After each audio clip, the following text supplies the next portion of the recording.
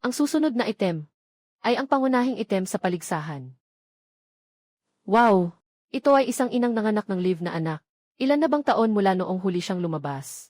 Kahit na isama pa sa buong unyon. Ito na siguro ang nag-iisa. Ang init. Saan ito? Nasa beta test ba ako ng Interstellar na laro? 10. Maglalabas ako ng 10. 100 milyon. Kukunin ko na ang maliit na babaeng ito at uuwi na ako. Colonel. Totoo nga ang balita. Itong mga hayop na ito, kahit mga babaeng nagbubuntis, pinapabayaran pa nila. Gagawin ba natin? Siguraduhing mahuli ang lahat. Kung hindi ko kayo binigyan ng impormasyon, bakit magiging ganito kadali? Nahanap na ang pugad ng iligal na kalakalan. Kung hindi, isaalang-alang mo ang aking mungkahi. Wala akong problema na makasama ka at ang prinsesa. Narinig ko mula sa maraming tao sa korte na hindi ka gaanong magaling. Mas nakakatuwa ako kumpara sa prinsesa. Sa totoo lang, pareho lang kaming artipisyal na babae. Kung pipiliin mo siya, mas mabuti pang piliin mo ako. Ayaw kong tawagin ako sa pangalan ko ng direkta. Ito ba ang tunay na kapangyarihan ng isang top male? Bukod pa rito, dahil narinig mo na ang mga sabi-sabi sa labas, dapat mong malaman na wala akong pakialam sa anumang babae. Kaya, huwag ka nang mag-aksaya ng lakas. Nalaman mo na talagang hindi ka magaling sa instant noodles. Anong silbi ng isang inutil na lalaki na magyabang? Kahit gaano pa kagwapo, wala rin itong silbi, buo. Boo! Dapat mong ipagpasalamat na ikaw ay isang babae. Kung hindi, hindi mo na makikita pa ang bukang liwayway ng bukas. Boo! Natukoy na ang panganib sa host. Naka-activate na ang passive skill.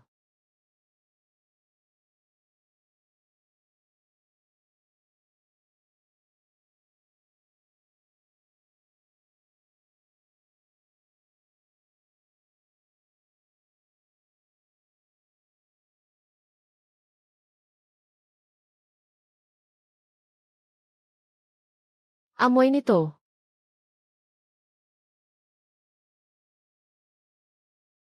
Bitawan mo ako, huwag mong hawakan. Ah!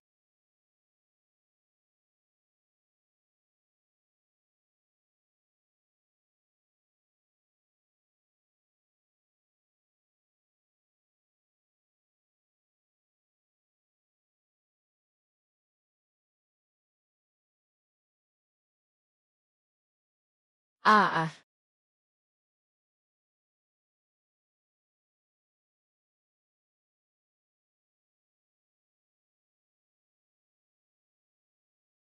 Pasensya na.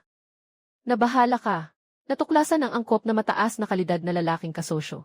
Mangyaring agad na magbuntis ang host. Nabuntis mo na ba ang kanyang anak?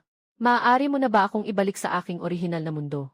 Sa bawat pagdapo ng host, ang sistema ay nagbibigay ng mga kagamitan at puntos. Kapag ang mga puntos ay umabot sa 2,000, maaaring simulan ang function ng teleportation.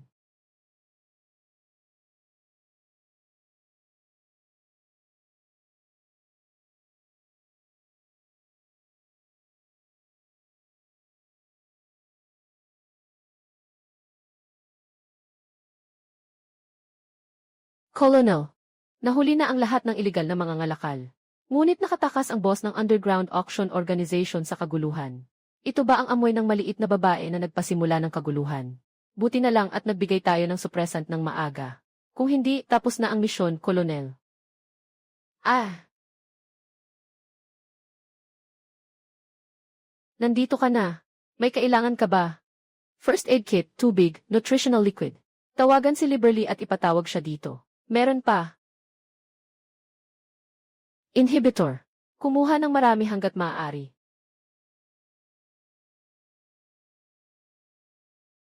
Kailangan ba ng amo ang inhibitor? Dumating ang prinsesa noong nakaraang buwan. Tama lang na pumasok siya sa kanyang panahon.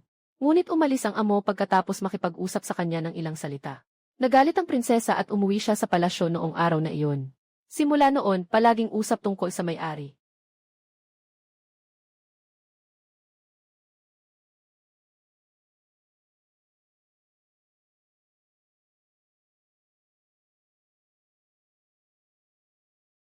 Tubig. Ang init.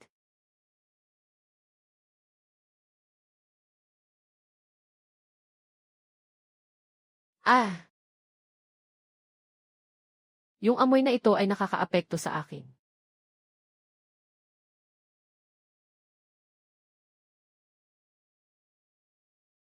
Sino ba talaga siya?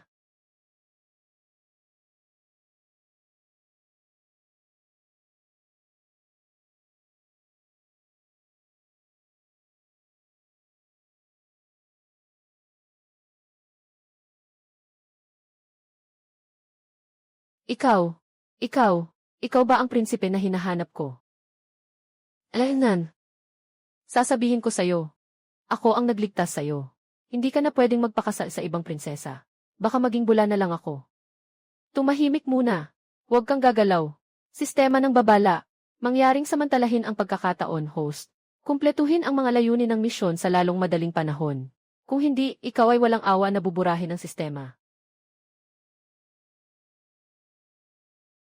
Maaari ba kitang markahan?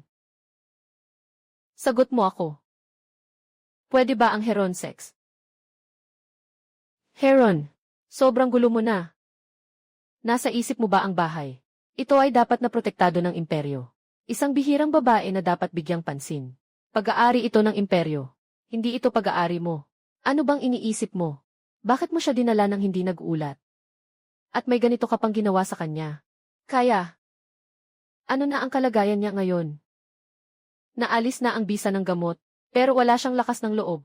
Mas mahina pa siya kaysa sa artificial na babae. Ang kondisyon ng katawan niya ay gulo. Ngunit, ano ang balak mong gawin? May isang tao na magkakaroon ng seremonya. Kasama ang prinsesa sa susunod na buwan, di ba?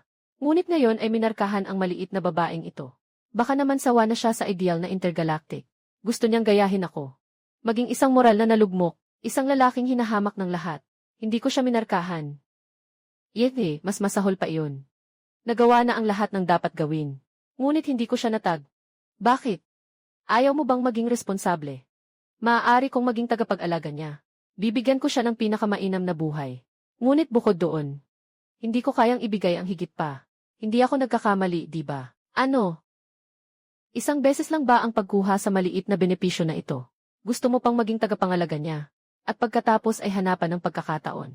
Naaalala mo ba na ikaw ay asawa ng prinsesa?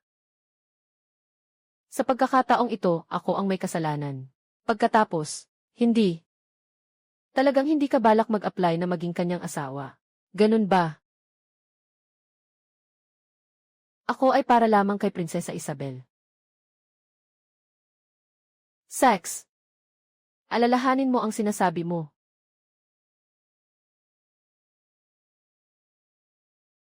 Saan tayo narito?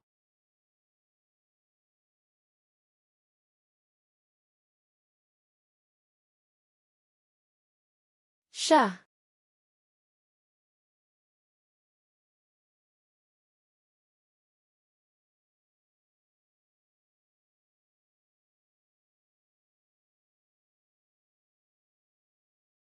Suriin.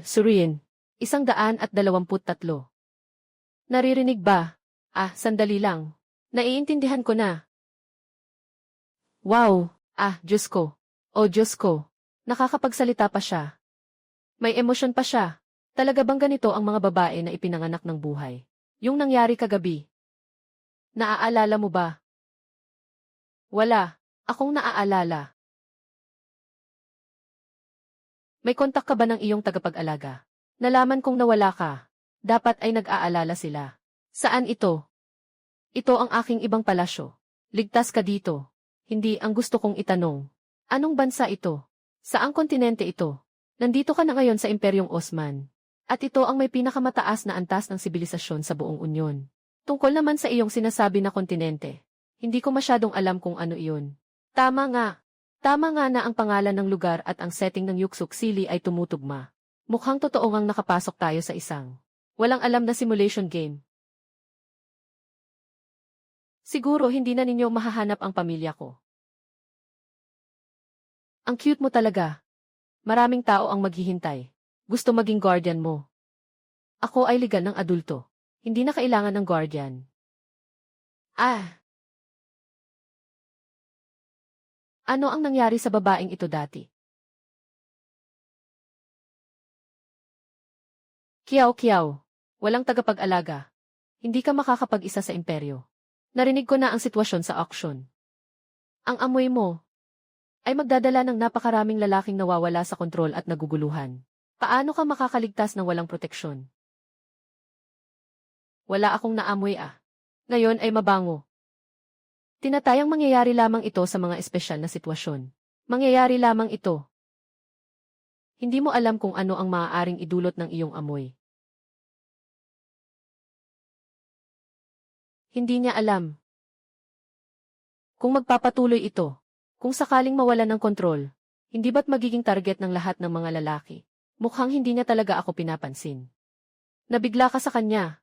Kung ganito, mas kailangan mo ng tagapangalaga. Dapat ang napili ay isang taong may malakas na mental na lakas. May kakayahang alagaan ka ng mabuti. Halimbawa, si Liberty.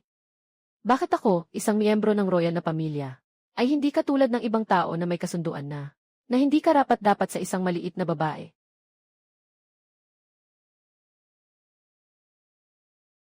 Tagapangalaga lang ng Sykes. Talaga bang ganoon aalis na ako? Ano ang pinagtatawanan mo kanina? Kailangan kong magtanong. Pero masyado siyang malamig. Maaari ba akong magtagal ng kaunti? May ilang bagay akong gustong itanong. Masisilayan ba kita? Siyempre, walang problema. Karangalan ko ito. Malumanay, matalino at may tamang pag-unawa. Talagang siya ay isang magandang tao na makausap. Ito ay isang mundo kung saan mas marami ang lalaki kaysa sa babae. Upang ipagpatuloy ang lahi.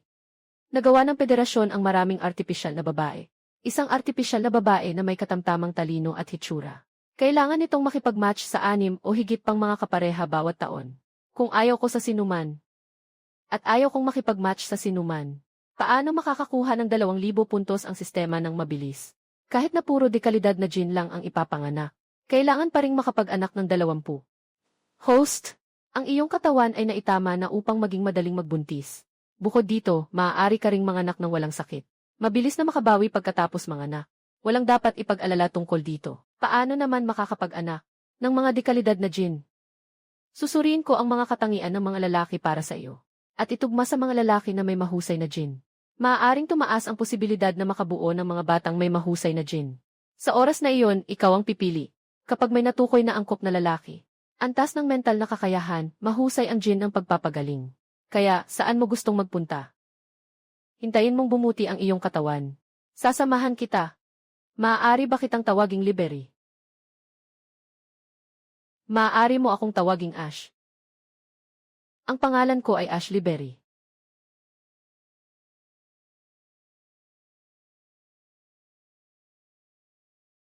Ash, maganda ang pakiramdam ko ngayon. Ayaw ko nang magpa-check up. CJ, dahil ayaw ni Jojo. Kaya hindi na natin ito susuriin ngayon. Kung hindi ka lalaban, maghihintay ka na lang nakainin ka. Dahil sa kalooban mo, konserbatibo ka. Kaya't magbabago ako ng paraan. Wala nang ibang usapan.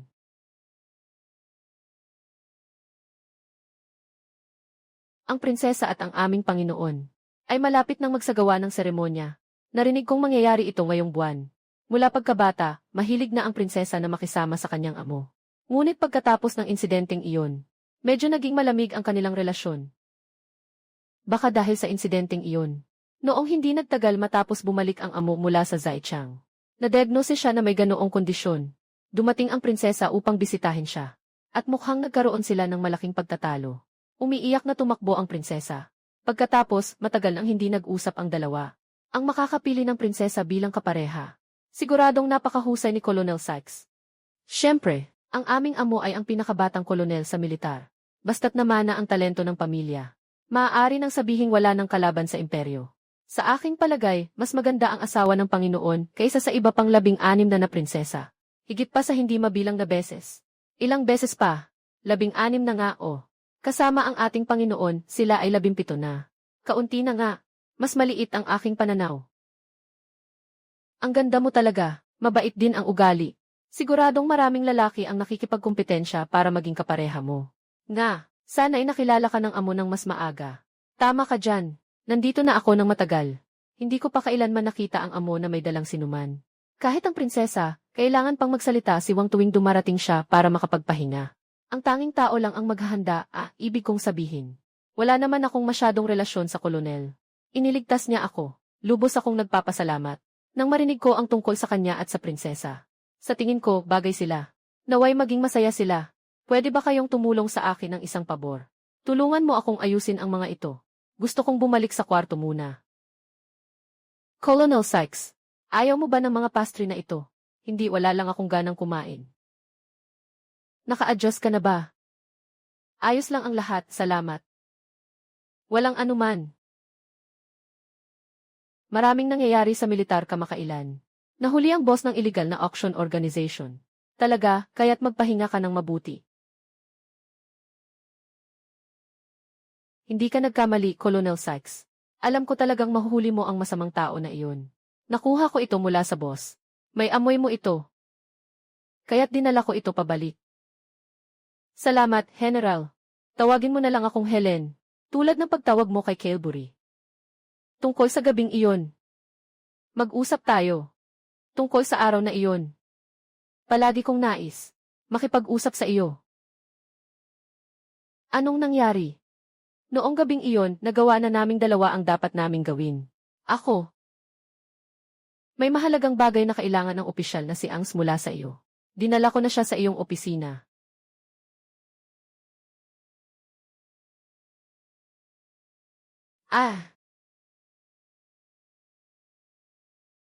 Kolonel, umamin na ang boss ng black market.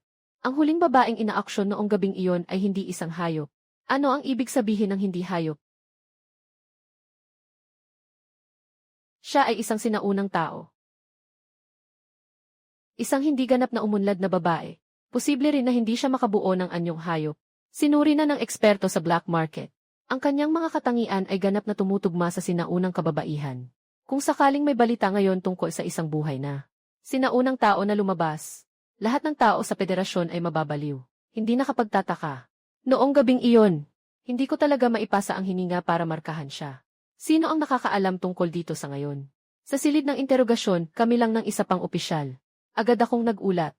Hindi ba tayo nagulat sa mga nakatataas? Ipinagbabawal na balita. Itataas ang operasyon sa pinakamataas na antas ng lihim. Ang mga lumabag ay tatanggalin sa serbisyo. Sapat na ang pagsusuri nila ibuli para sa akin. Bakit kailangan pang pumunta sa ospital sa labas? Babalik din agad. Sasamahan kita sa buong proseso. Ang aking kakayahang magpagaling. Hindi pwedeng palitan ang diagnosis ng doktor. Kung mapag-alaman nilang hindi ako isang hayop. Di ba't parang pinagsakalan nila ako na para akong isda sa kanilang pinggan?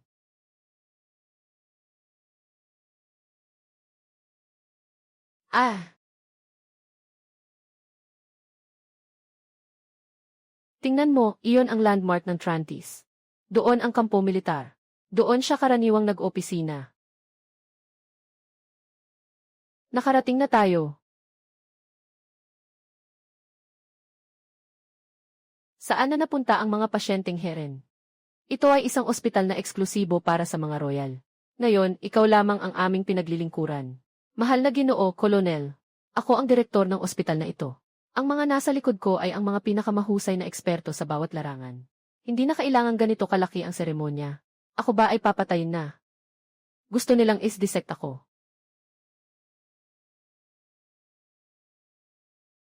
Paalisin muna ang mga hindi kasali.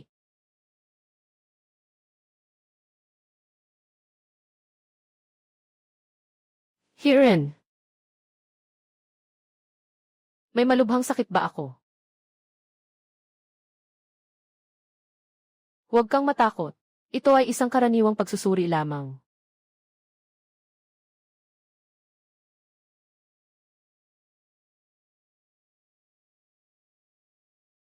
Dalawa kayo. Lumabas na ang resulta ng pagsusuri. Sabihin mo, siya ay talagang sinaunang tao. At siya ay buntis. Isang beses lang, pinabuntis mo na siya. Heren, hindi ka ba na-radiate sa digmaan? Matagal na bang nawala ang kakayahan mong magparami? Tumingin ka sa akin. Ginamit mo ba nang hindi ako nandito? Ang puwersa upang manakit niya ulit. Sobrang mahina niya. Paano mo nagawa yun? Akala ko hindi na ako magkakaroon pa ng anak sa buhay ko. Kamatayan. Hoy, mga prinsipe, maghinay-hinay kayo. Kahit na ang marangal na dalaga na ito ay may madaling mabuntis. 200, 205. 200 ngunit ayon sa kasalukuyang ulat. Ang kanyang kalagayan sa katawan ay talagang hindi angkop para sa pagbubuntis. Anong ibig sabihin nito? Ang mga indikasyon ni Gianni. Sui-sui ay malayo sa mga pamantayan ng kalusugan ng mga adult na babae. Siya ay may malubhang kakulangan sa nutrisyon. At ang kanyang antas ng kalusugan sa isip ay napakababa. Mababa ang antas ng kalusugang pangkaisipan. Ang aktibidad ng kanyang cerebral cortex ay nagpapakita na siya ay matagal nang nasa isang estado ng mataas na antas ng pagkabahala at tensyon. Nawala ang kanyang alaala. Ito, may epekto ba ito sa kanyang katawan? Inirerekomenda kong agad siyang dalhin. Ang propesyonal na koponan ng sentro ng pag-aaral ng sinaunang tao ay humawak. Mas magiging propesyonal sila. Sentro ng pag-aaral ng sinaunang tao. Hindi ba iyon nasa Republika ng Soter? Maliban sa nasasakupan ng imperyo ng Oslan, hindi namin kayang garantiyahan ang kanyang kaligtasan. Ang nutrisyon ng katawan ay maaaring ayusin gamit ang gamot. Ngunit mahirap ang mental na aspeto. Ayon sa pamantayan ng Interstellar, nasa yugto pa siya ng kabataan. Kailangan ninyong maging handa sa isip.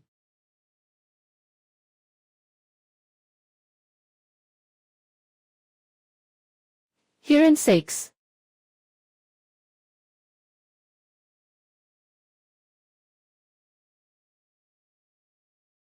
Sapat na ba ang iyong ginawa? Hayop ka. Siyang bata pa lamang. Hindi pa niya alam kung sino siya. Gumagawa ka ng ganitong bagay. Yung ganyang asal mo ay sobrang ikinasisira mo ang sarili. Hindi ko kailangang ipaliwanag sa'yo.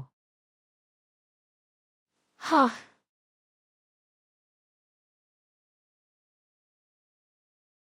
Tatanungin kita ulit sa huli. Buntis siya sa anak mo. Magiging asawa mo ba siya? Sa akin, nakatatak na ang titulong prinsesa ng kaharian. Ipinagkaloob na ako ng pamilya Sykes.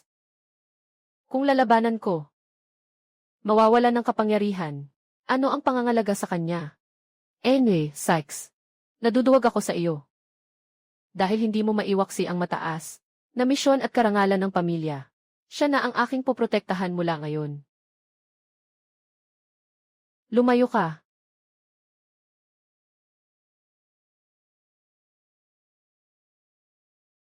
Wag mo akong sundan.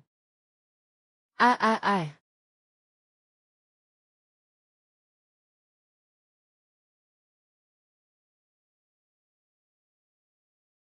Nakatakot na panaginip. Bakit ako pinagpawisan ng ganito? Nasaan si Heron? Bakit hindi pa siya bumabalik? Pumunta siyang magpatingin. Seryoso ba ang sakit niya? Alainan, mayroon siyang sakit na walang bibig na nakamamatay. Kung hindi ito magagamot, tiyak na mamamatay siya. Mahal, huwag mo nang pansinin ang taong walang bibig na iyon. Tayo, gusto ba natin ng isang anak?